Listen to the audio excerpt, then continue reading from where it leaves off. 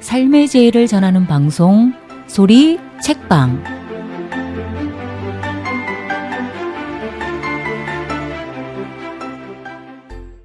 안녕하세요. 은혜 가득 임혜수입니다. 동네를 산책하다가 활짝 피어있는 넝쿨 장미 앞에서 발걸음이 멈춰졌습니다. 보기만 하려던 처음 마음과 다르게 송이송이 꺾어서 집에 가져가고 싶은 마음이 있어졌는데요. 손끝에 느껴지는 가시의 매서움에 깜짝 놀라며 몸을 움츠렸습니다. 순간 욕심을 내는 내 마음을 알아챈 듯 장미가 일침을 가하는 것 같았습니다. 나만의 꽃이 아닌 모두의 꽃이라는 생각이 있어졌는데요.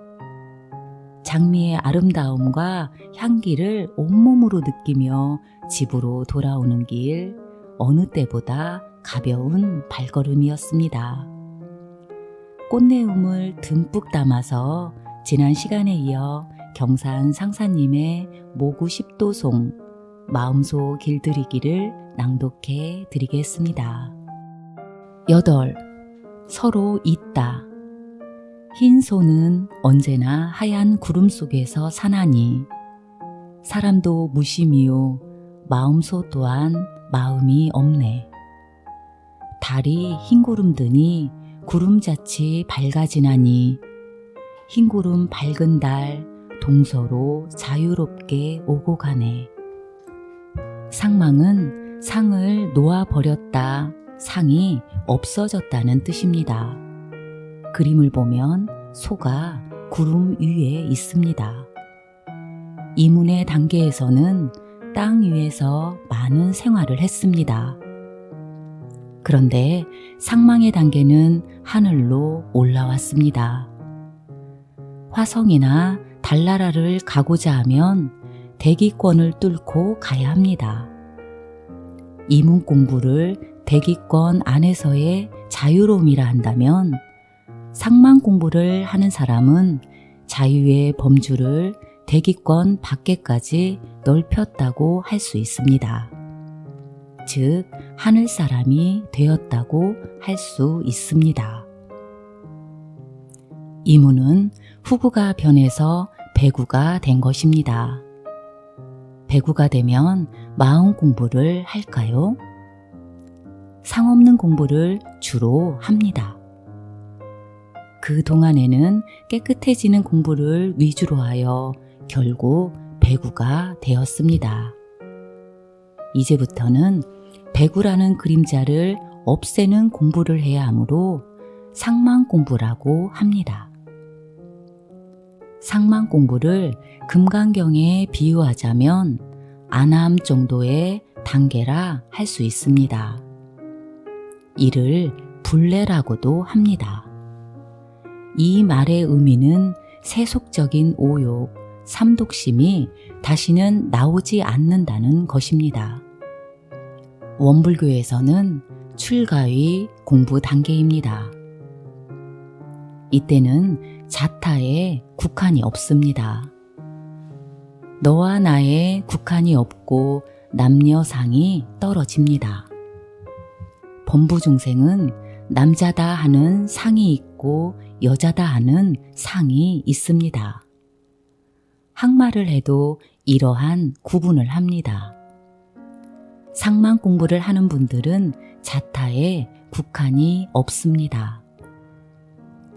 상망의 경지는 천지를 내 집 삼고 상생을 내 권속 삼는 자타에 국한이 없는 경지입니다. 상망 공부를 하면 영생을 보장합니다. 항마는 금생만 보장할 수 있지만 상망의 단계는 즉 출가위에 이른 분은 다음 생, 그 다음 생도 보장할 수 있습니다. 이 사람은 영생을 타락하지 않는 불태전의 공부를 하는 자입니다.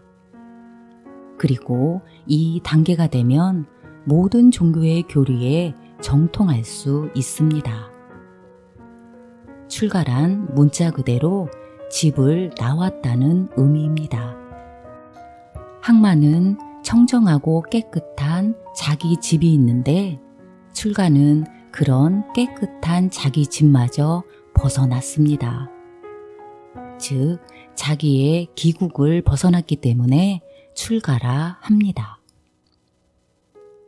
공자께서는 이 자리를 이순이라 했습니다. 이는 귀에 순하다는 말입니다. 이 경지가 되면 누가 나한테 욕을 해도 편안하게 들을 수 있습니다. 우스갯소리로 처녀가 아이 낳았다 해도 무슨 이유가 있겠지, 그럴 수가 있겠지 하며 다 이해하고 자기 일로 여길 줄 압니다. 이문 단계에서는 한계를 설정하여 저 줄에 앉은 사람은 내 책임이 아니야 라고 할 수 있습니다. 예를 들어 다른 종교를 믿는 사람들은 내 책임이 아니라고 할 수 있습니다. 그러나 상만 공부를 하는 사람은 모두를 내 권속으로 삼습니다.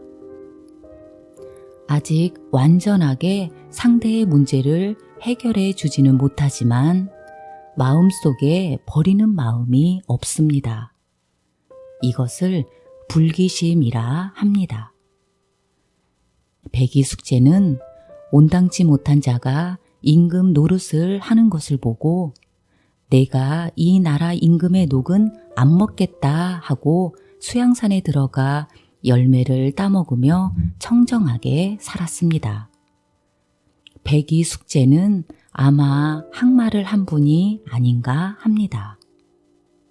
그러나 이윤이라는 사람은 좋은 임금도 내 임금이고 못난 임금도 내 임금이라. 어느 백성은 내 백성이 아니랴. 모든 백성이 나의 백성이다 라고 했습니다. 이것이 출가의 신법, 주인의 신법입니다. 조선 초 두문동에 고려 충신 72연이 모여 살면서 이성계의 녹을 안 먹겠다 하고 깨끗하게 살았습니다.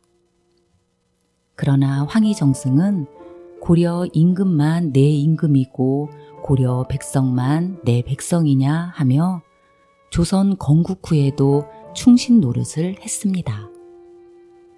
후래 사람들은 황희정승을 출중한 분이라 칭합니다. 출중은 보통의 모든 것을 넘어섰다는 뜻입니다. 그렇기 때문에 훌륭한 것입니다. 황희정승이 바로 출가의 신법을 가진 분이 아닌가 합니다. 출가란 내 집, 내 집, 내 편, 내 편, 성과 속을 넘어섰다는 뜻입니다. 출가위에 오른 사람은 뭔가 다르게 보입니다. 이 경지에 이른 분을 상대할 때 멀리 있으면 보고 싶고 가까이 있어도 싫지가 않습니다. 항마도인은 가까운 데서 보면 괴팍한 면이 있을 수 있습니다. 간혹 고집이 세고 용납을 잘 못하는 면이 있어 모시려면 갑갑할 때도 있습니다. 무슨 원칙이 있으면 꼭 그렇게만 하려고 하지 돌아가려 하지 않는 경우가 많습니다. 출가의 도인은 재미도 있고 인간다운 면도 있습니다. 이러한 면이 출가의의 매력으로 보입니다. 어떤 경우에는 도인 같기도 하고 어떤 때는 세속 사람 같기도 해서 중생들과 외형상 가깝습니다. 출가위의 경지에 이른 사람은 잘 드러나기도 하지만 스스로 자취를 감추면 항마의 사람도 알아보기 힘듭니다. 항마한 사람은 자기보다 높은 경지에 이른 사람을 알아볼 수 있습니다. 정식 법강 항마를 했다면 바로 윗급인 출가이를 알아봅니다. 왜 알아볼 수 있을까요? 자기가 출가를 하기 위해서 표준을 세우고 거기로 가고 있기 때문입니다. 자기의 표준을 놓고 보니까 아, 저분이 그렇구나 하고 알아볼 수밖에 없습니다. 하지만 이것도 출가도인이 자취를 감추지 않을 때 가능한 일입니다. 항마도인은 이렇듯 감추지 않은 출가인은 알아보나 같은 출가이라도 마음을 감춰버리면 언행이 때로는 서툴게 보이기도 합니다. 그래서 항마한 사람일지라도 그 사람을 알아볼 수 없는 것입니다. 항마인은 서툰 짓을 못합니다. 시켜도 못합니다.